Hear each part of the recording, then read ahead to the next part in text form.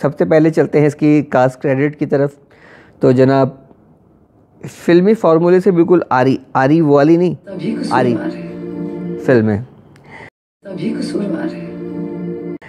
गुंजल नाम है इसका। गुंजल आपकी समझ में आ गया होगा कि उलझाओ, उलझी हुई चीज़। रंगीन उर्दू और कुछ हद तक पंजाबी भी है।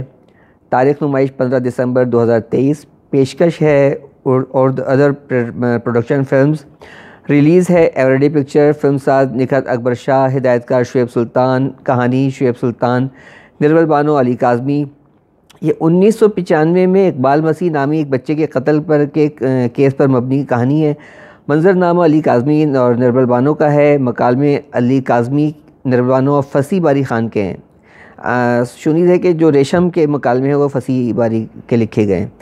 अच्छा, कासी है इकराम शाह की। तदवीन महद अली सज्जाद, महद अली साजिद। अनुराधा सिंह इंडिया से। सेंटी फॉस्ट अमरीका से। आर्ट है इरम सना का। सदाबंदी है सिद्धार्थ अरबंद, मोठोबी, सूरज बिरदिया, अदीता कंदरीकर, ऋतिक राज फाटक, अरविंद आथोल, ये सब इंडिया से इंडिया से जो है वो ये सारे शोबे करवाए गए। सदाबंदी का शोबा है, समझे इंडिया से ही कराया गया है। नगमात जो है फसी बारी, ज़ुनैब ज़ाहिद, कासिम फ़रीद ख़ान। मौसीकी मनान मंजल की है। गुलकार में राहत फ़तेह अली ख़ान, कमर पारवी, मुबीन ज़ाहिद, ज़ुनैब ज़ाहिद और ज़ारिब हैं। सितारे हैं इस फिल्म के अहमद अली अकबर, आमना इलियास, रेशम, अहमद अली बट, रज़िया मलिक, अरहम ख़ान, उमर राना, समिया मुमताज़, फ़हद हाशिम, एहसन मुराद, हबीब सुफियान, मुनीर ख़ान, सैयद तनवीर हसन, सरदार नबील, इब्तिसाम मुस्तफ़ा और सैयद मोहम्मद अली बतौर इरफान मसीह। हकीकी वाक़यात पर सारी दुनिया में फ़िल्में बनाई जाती रही और पाकिस्तान फिल्म इंडस्ट्री में ज़रका, इंटरनेशनल, गुरीले, रामचंद्र पाकिस्तानी, यानी कि मुख्तलिफ़ अदवार की अगर फ़िल्में उठाते हैं तो ये फ़िल्में जो है कमर्शियल और कमर्शियल फ़िल्में इस नौइयत की बनाई जा चुकी हैं। लेकिन मौजूदा दौर में जबकि पाकिस्तान फिल्म इंडस्ट्री एक बार फिर अपने बदतरीन दौर से गुज़र रही है, ऐसे में हमें हमारे फ़िल्म मेकर्स को बहुत सोच समझकर और फ़िल्म बैनों की पसंद और नापसंद को मद्देनज़र रखकर फ़िल्में बनानी हो चाहिए, वरना बसूरत दीगर फिल्म बैनों को यूं ही फिल्म बैन जो है वो फ़िल्मों को यूं ही मुस्तरद करते रहेंगे। जिस तरह रवा साल में मुस्तरद की है तमाम फिल्में ही इस साल जो है वो फिल्मों ने मुस्तरद कर दी हैं। एक आध फिल्म में कोई छोटा मोटा बिजनेस किया है तो किया है, लेकिन सिनेमा घरों की वीरानी जो है वो बताती है कि टोटल जो है ना रिजेक्ट की जा चुकी हैं हमारी ये फिल्में। जब फिल्मी फार्मूला ही ना हो तो फिल्म नहीं कहलाती। फिल्म चाइल्ड लेबर और अपने हक़ के लिए आवाज़ उठाने वाले बच्चों के मौजू पर मबनी है और 1995 में इकबाल मसीह नामी एक 13 साल बच्चे की कहानी और मंसूबे के तहत उसके किए गए कत्ल से मुतालिक है। यानी कि कहानी में आप फिल्म देखेंगे तो अंदाज़ा होगा कि उसमें किस तरह से उसको साजिश के तहत बच्चे को मारा गया और किस मकसद के तहत मारा गया। ये केस 85 से लेकर अब तक, बल्कि मेरे ख्याल में उससे पहले भी होते होंगे और अभी भी ये रोनुमा होते हैं। जज साहब के घर से जो है वो बच्ची ज़ख्मी हालत में मिलती है तो किसी पीर साहब के घर से कोई बच्ची जो है मुर्दा हालत में पाई जाती है। तो ये केसेस तो अभी भी मुस्तकिल सामने है। इसी मौजू पर ये फ़िल्म है। इस फिल्म में कतई तौर पर कोई झोल जंप नहीं है, लेकिन इसके बावजूद फिल्म मेकर्स तमाम तर कोशिश के बावजूद फिल्म में दिलचस्पी पैदा करने से महरूम रहे। क्या ही अच्छा होता कि इस फिल्म का मंजरनामा किसी माहिर फिल्म स्क्रिप्ट राइटर से लिखवा लिया जाता। नासिर अदीब, परवेज़ कलीम ये पाकिस्तान में हमारे मुल्क में मौजूद हैं। ये हमारा सरमाया जो स्क्रिप्ट राइटिंग में जो जिनसे बड़े बड़े लिखारी जो है वो अपनी खिदमत लेते हैं, इंडिया वाले उनसे खिदमत लेते हैं और इसके अलावा दीगर ममालिक में जो है उनका नाम है, लेकिन हमारी इंडस्ट्री वाले उनसे जो है ये खिदमत नहीं लेते तो फिर ऐसी फिल्में सामने आती हैं जैसा कि इस फिल्म के इसका साथ हुआ। तो अच्छा, आगे हम आपके बताते हैं कि हॉलीवुड और बॉलीवुड के पुराने पस मंज़र में जो बनाई गई फ़िल्में हैं, जैसे टाइटैनिक है, once upon a time in Mumbai है, संजू है, डर्टी पिक्चर वगैरह को अगर आप देख लें तो आप देखेंगे कि उनमें जो है ना उस दौर का अगर दौर को दिखाया गया तो उसको फिल्माया भी गया है और उसमें उस दौर के गाने फिल्माए, उस दौर के वाक़यात फिल्माए, उसको ऐसा टच दिया है कि देखने वाला जो है ना उस दौर में खो जाता है, उस दौर में चला जाता है। अब उयमा पे चूँकि कॉपीराइट का मसला था तो उन्होंने उलाला कर दिया और इसी तरह लैला ओ लैला लिया गया। इसके अलावा संजू में पूरे गाने इस तरह से लिए गए। 95 के 85 सॉरी 82 से 95 के दरमियान की कहानी है और 97 में इसका वाइंड अप किया। 97 में तो हमारे यहाँ संगम, रेशम की संगम, सैयद नूर की संगम, आप प्यार दिल पे जगह, ये सब गाने, डिस्को दिलदार मेरा, ये सब गाने उस दौर के सुपर हिट, लुडी है जमालो, ये सब सुपर हिट गाने थे। ये फिल्म में डाल के फिल्म को जो है ना अच्छा टच देकर और फिल्म दोनों की मतलब की फ़िल्म बनाई जा सकती थी, लेकिन हमारे यहाँ इस जानिब सोचा नहीं जाता। फिल्म बनाते अपनी मतलब के लिए बनाते हैं, अपने मतलब के लिए बना के रिलीज़ करते, देख के खुश हो जाते हैं कि हमने फ़िल्म बना ली है। लेकिन ना सिर्फ उनकी फ़िल्म जो है, हमारे जो इस तरह के फ़िल्म मेकर्स हैं, उनकी फ़िल्म ना सिर्फ पाकिस्तान में मुस्तरद कर दी जाती है, अगर ऐसे और इंटरनेशनल मार्केट में तो बिल्कुल ही मुस्तरद कर दी जाती, क्योंकि पहले ही हमारी फ़िल्में वहाँ पे कोई नहीं देखता।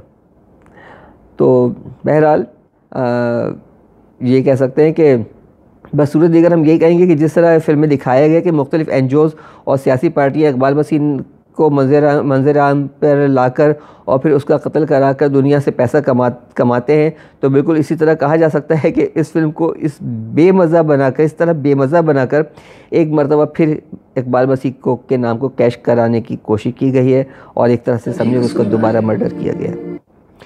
सभी कसूरवार हैं। कहानी कुछ इस तरह से है कि इरफान मसीह सैयद मोहम्मद अली के गुर्बत की सताई माँ उसे कालीन बनाने के काम पर लगा देती है, क्योंकि इसका निकम्मा शौहर सिवाय नशा करने का और कोई काम नहीं करता। इलाके में लगे हुए छोटे छोटे कारखानों में काम करने वाले ये बच्चे मालिकान के जुल्म और सितम का शिकार भी होते रहते हैं कि एक दिन इरफान वहाँ से भाग जाता है, लेकिन इलाका पुलिस भी चूँकि हिज़्ब मामूल उन काले धंधों में उनके साथ काले धंधों में मुलविस होती है, इसलिए इरफान की कोई सुनवाई नहीं होती कि एक दिन उसे पता चलता है कि इलाके में कोई समाजी या सियासी कारकुन जलसा करने वाला है। तो वो वहाँ जाकर आवाज़ उठाता है, तो समाजी लीडर एजाज़ुल्लाह मुनीर ख़ान, जिन्होंने ये रोल किया है, उसे स्टेज पर बुला कर उसे तकरीर करने का मौका देते हैं। फिर क्या था, हर तरफ इरफान मसीह की धूम मच जाती है। एजाज़ुल्लाह की पर्सनल सेक्रेटरी महर आमना इलियास इरफान का बहुत ख्याल रखती है कि इसी दौरान इरफान का कत्ल हो जाता है, जिसके बाद तमाम अखबारात इस केस पर सरगर्म हो जाते हैं। सरवत रहमान रेशम एक रोज़नामा नई सुबह की मालकन है और जिसका अखबार आखिरी हिचकियाँ ले रहा होता है। इसके पास काम करने वाला एक सहाफ़ी शहबाज भट्टी अहमद अली अकबर इस प्रोजेक्ट की खोज में लग जाता है। इरफान को एजाज़ुल्लाह की जानिब से भरपूर प्रोटोकॉल भी मिल जाता है और मुख्तलिफ़ एनजीओज़ उसका साथ दे रही होती हैं।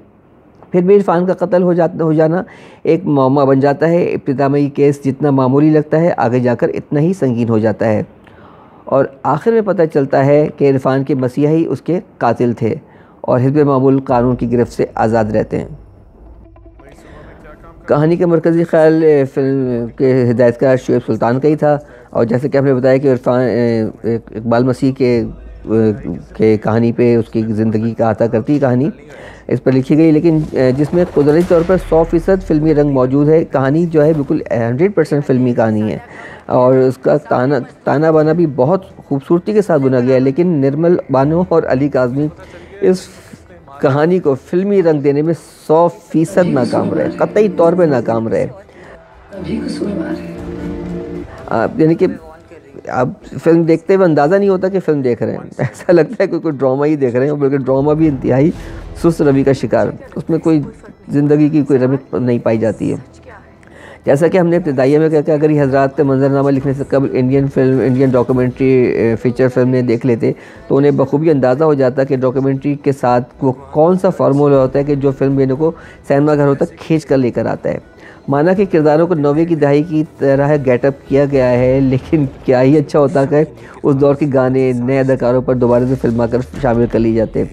मंजरनामा इसी को कहते हैं, मंजरनामा की तेज़ होना चाहिए, मंजरनामा में जान होनी चाहिए ना।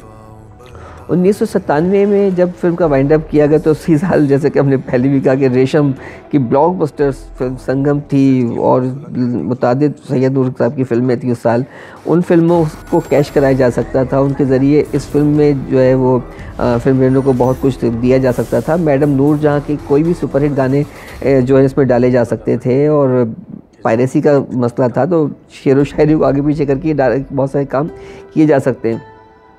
और इसके अलावा इस दौर के दीगर दिलचस्प वाक़यात से जो है डाल के फ़िल्म के सुस्त तरीन टेम्पो को तेज़ किया जा सकता था। और अगर उसका मंजरनामा एक बार फिर वही अगरनामा मंजरनामा किसी फिल्म स्क्रिप्ट राइटर से लिखवा लिया जाए तो बेहतर होता। मकाल तभी कसूरवार है। में पूरी फिल्म के जानदार, मकाल में जो है वो बहुत मैंने बिल्कुल जानदार हैं और तबाज़ात हैं, बिल्कुल नए डायलॉग्स कह सकते हैं कि बार बार के दोहराए हुए नहीं हैं, बिल्कुल नए। रेशम के मुकाल में ख़ास तौर पर बहुत कह सकते हैं कि बड़े आइडियोलॉजी उसमें पाई जाती है और उनकी अदायगी जो है, जो जिस तरह से रेशम ने की है, उससे वो फिल्म को मुतवज्जा करती है। तभी कसूरवार है। मौसीकी और नगमात, मौसीकी जो कि किसी भी फिल्म का निस्फ हिस्सा होता है, इस फिल्म में उससे इज्तनाब बरता गया है। हालांकि 3 गाने बेहतरीन किस्म के गाने, बेहतरीन बड़े अच्छे गुलकारों की आवाज़ में, बेहतरीन कंपोजिशन के साथ, लेकिन फिल्म में उन्हें इस तरह से इस बेदर्दी के साथ पेश किया गया है कि जिसकी कोई हद नहीं है।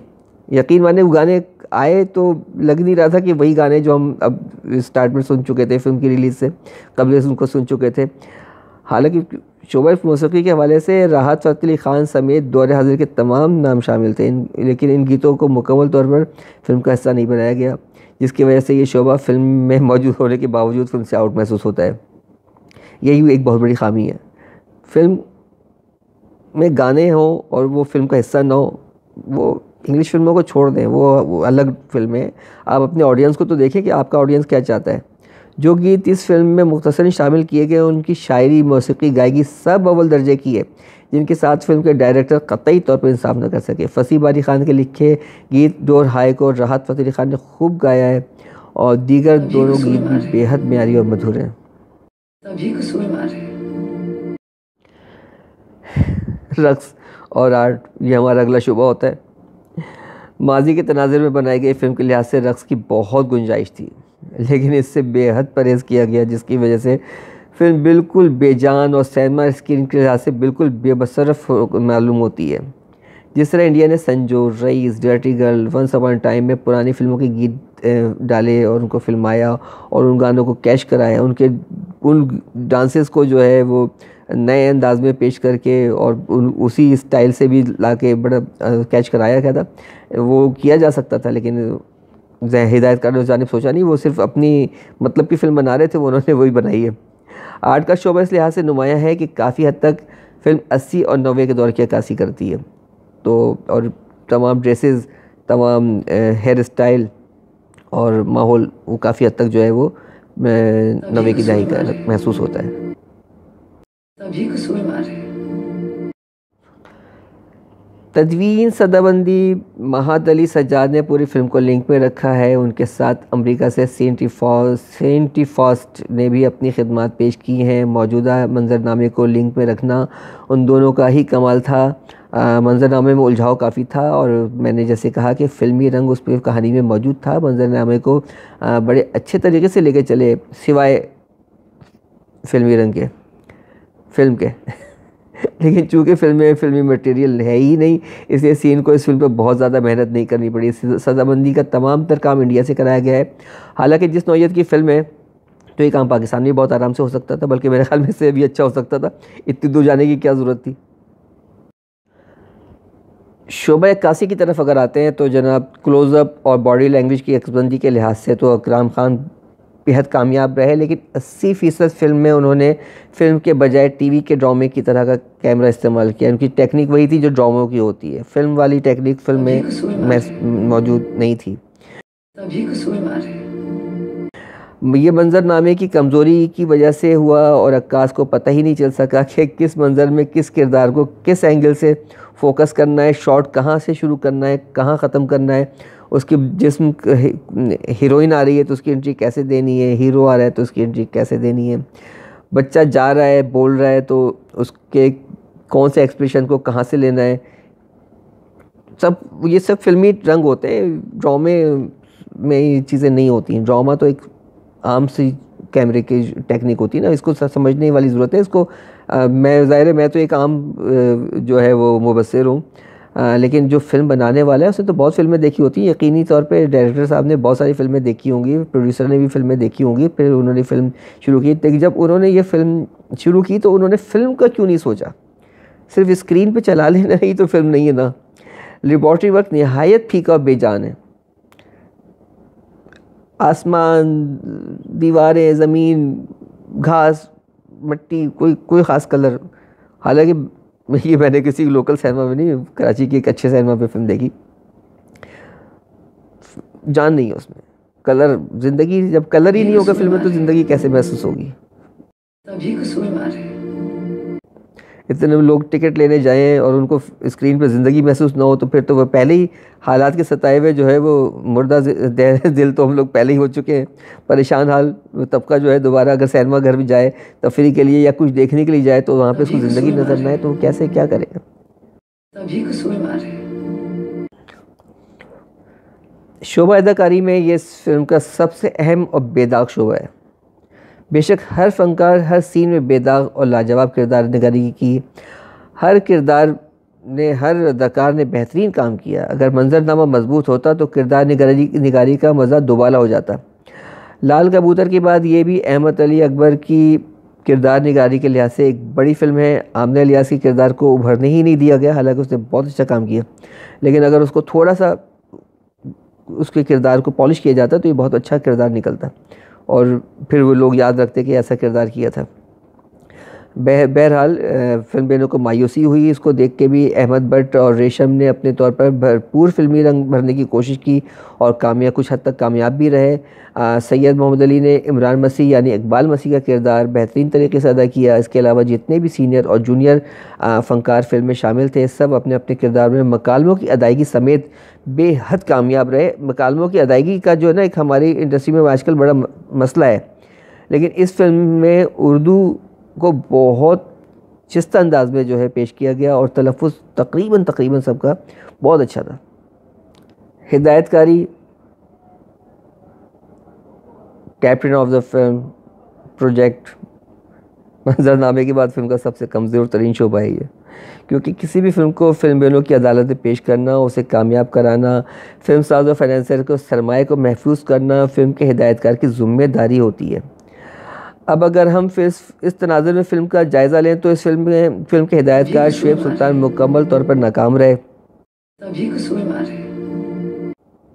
अगर उनका मकसद इस फिल्म के ज़रिए इंटरनेशनल फेस्टिवल में इकबाल मसीह और जैसे करोड़ों पाकिस्तानी बच्चों की आवाज़ पहुंचाना था और फिर इस फिल्म को कमर्शियल बुनियादों पर रिलीज़, तो फिर उन्हें ये चाहिए था कि इस फिल्म को कमर्शियल बुनियादों पर रिलीज़ नहीं करते, फेस्टिवल तक ये रखते। ख्वामखा लोगों की जेब पर एक डाका डालना अच्छी बात नहीं है। सभी कसूरवार है। रिलीज़ कर ली, कहीं लगा लेते, कहीं चला देते, उसको कितने सारे शोज़ दे के, सिनेमा का किराया, सारी चीज़ें। फिल्म में जो आजकल लोग वैसे आटा चावल दाल के पीछे परेशान है, फिर इतने महंगे हमारे मल्टीप्लेक्सेस के जो टिकट हैं उनको लेके वहाँ जाएं और फिर फिल्म में कुछ ना हो तो ये डाका ही कह सकते हैं इसको। बहरहाल चूँकि इस तरह के तजुर्बात को हम पहले ही फिल्म बेनों की नाराज़गी की सूरत में भुगत चुके हैं, जैसा कि हम पिछले तमाम शोबों में कह चुके हैं कि अगर ज़रा सी तवज्जो दी जाती तो इस फिल्म के खुश मिजाज को ख़त्म करके इसमें कामयाब फिल्म का फार्मूला डालकर ज़िंदगी के रंग भरे जा सकते थे और ये मौजू इस तरह ज़ाया ना होता। सभी कसूरवार है। और फिल्म साज के साथ साथ फिल्म बेनों के पैसे भी ज़ाया ना होते। वैसे तो इस फिल्म को इसके स्क्रिप्ट राइटर भी लेव डूबे, लेकिन इन पर नज़र रखना भी तो हिदायतकारी की ज़िम्मेदारी थी। ग्लैमर आइडियोलॉजी ज़िंदगी इस फिल्म में से गायब है। कुछ नहीं तो क्रिश्चियन घराने और क्रिसमस के हवाले से ही इस फिल्म को काफ़ी हद तक ग्लैमराइज किया जा सकता था और आमना की मौजूदगी की वजह से तो फिल्म वालों को इससे काफ़ी तवक्कात भी थी कि इसमें ये चीज़ें शामिल होंगी, लेकिन सभी कसूरवार है। उर्फ़ आखिर के तौर पर यही कहा जा सकता है कि फ़िल्म गुंजल एक अच्छे मौजू पर मबनी खुश्क अंदाज की फ़िल्म है जिसे इस तरह के मखसूस अंदाज की फ़िल्में देखने वाले एक बार ही देख सकते हैं। नाराज़ ना होइएगा, अगली मरतबा फ़िल्म बनाइएगा तो मुकम्मल फ़िल्म बनाइएगा, ड्रामा नहीं बनाइएगा। सिनेमा हमारे बहुत वीरान पड़े हुए हैं, हमें अच्छी फ़िल्म की ज़रूरत है। ये अच्छी फ़िल्म ज़रूर है लेकिन फ़िल्म बेनों की मतलब की फ़िल्म नहीं है ना।